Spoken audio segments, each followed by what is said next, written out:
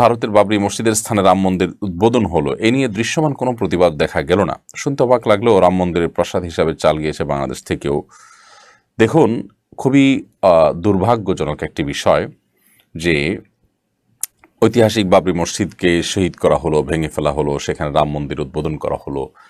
গোটা পৃথিবী যেন নীরব হয়ে আছে, নিস্তব্ধ হয়ে আছে।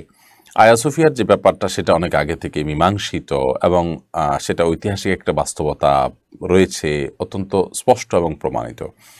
রাম মন্দিরের বিষয়টা সেরকম না। রাম মন্দিরের বিষয়টা একেবারেই কাল্পনিক, একেবারেই আপনার অপ্রমাণিত একটি বিষয়। জাস্ট ধর্মীয় একটি বিশ্বাস থেকে তারা মুসলমানদের এই মসজিদকে ভেঙে ফেলেছে। গোটা পৃথিবী চুপ হয়ে গেছে।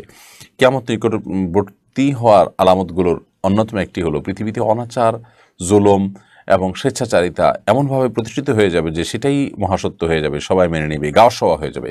আজকে যেন সেরকম একটা চিত্রই আমরা দেখতে পাচ্ছি। তো যাই হোক, সেখানে রাম মন্দির হচ্ছে, বাংলাদেশ থেকে প্রতিবাদ তো দূরের কথা, উল্টা বরং প্রসাদ গিয়েছে, সেটার উদ্বোধনের জন্য চাল গেছে প্রসাদ হিসাবে আমরা দেখেছি গণমাধ্যমে। আমি মনে করি যে এই ঘটনা আমাদের উপমহাদেশে সাম্প্রদায়িক সম্প্রীতি বিনষ্টের ক্ষেত্রে ভূমিকা রাখবে এবং সাম্প্রদায়িক সম্প্রীতি নষ্ট করবে।